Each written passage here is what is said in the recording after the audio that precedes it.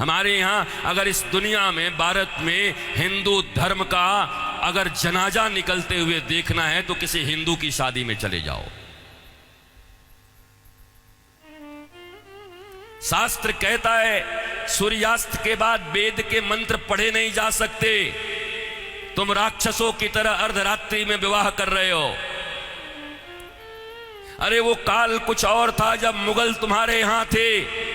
रात के अंधेरे में बहू बेटियों को उठाकर ले जाते थे, दिन के उजाले में ले जाते थे, तो रात में छुप छुप करके अंधेरे में विवाह कर दिया करते थे।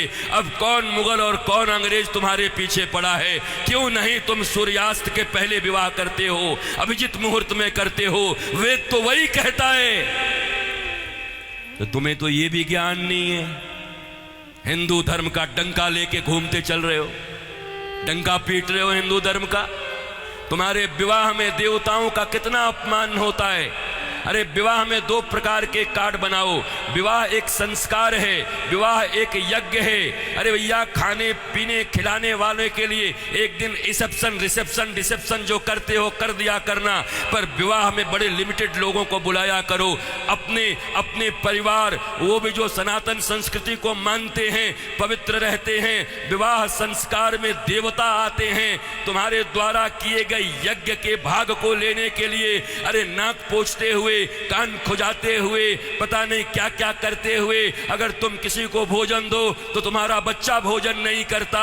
ऐसे ऐसे आंख करके बच्चे को दो। शी मम्मी, कितनी गंदी हो तुम। और देवता आते हैं तुम्हारे बेटे और बेटियों के विवाह में। वो एक यज्ञ होता है। कोई शराब पी के खड़ा होता है, कोई गांजा पी के खड़ा होता है, कोई गुटके खाए रहता है, चमड़े के बेल्ट पहने रहते हैं, जूते पहने रहते हैं। 3 घंटे तक दूल्हा उपवास नहीं रह सकता। कोई फूफा बन के पेप्सी ढकेल देता है, कोई जीजा बन के कोक ढकेल देता है। अरे आज 3 घंटे जो अपने सिया को, अपनी जानकी को पाने के लिए उपवास तक नहीं कर सकता, वो क्या पालेगा अपनी पत्नी को, धर्म पत्नी को?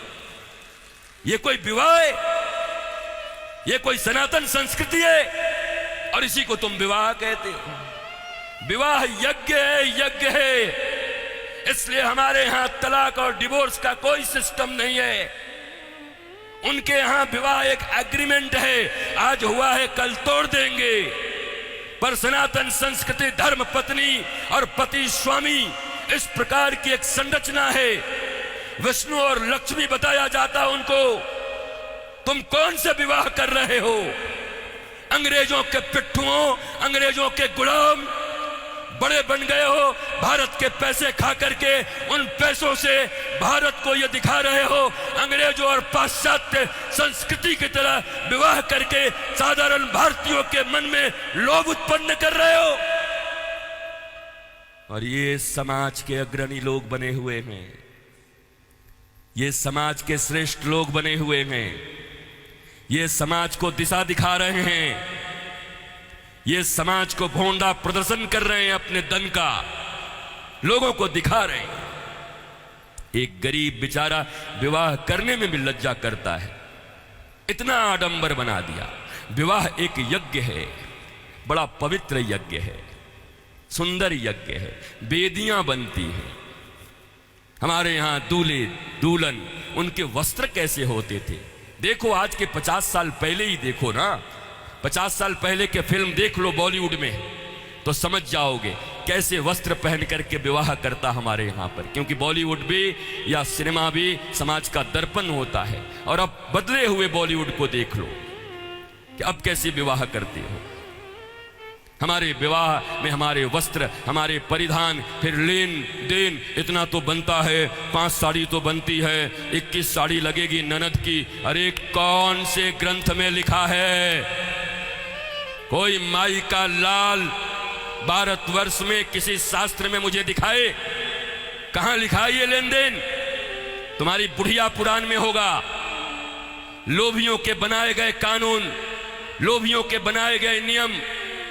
अरे जरा सोचो, एक बच्ची, एक बेटी अपना नाम, अपना गोत्र छोड़कर आती, अपना टाइटल छोड़ करके आती, अपने घर परिवार, माता पिता, भाई बहन, सखी सहेली छोड़कर आती और तुम्हारे वंश को बढ़ाने के लिए तुम्हारे घर में आती है, उसको भी टीवी, फ्रिज और कार के लिए मिट्टी, तेल और पेट्रोल से जला देते हो। तुम्हें शर्म नहीं आती? भारतवर्ष में जन्म लेकर बैठे हो।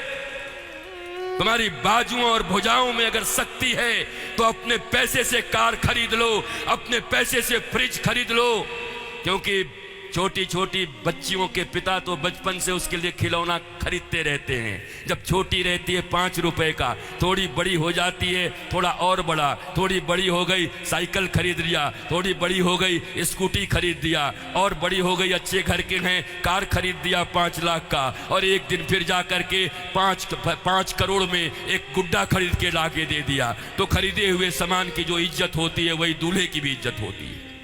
दूल्हा बिकता है, बोलो खरीदोगे?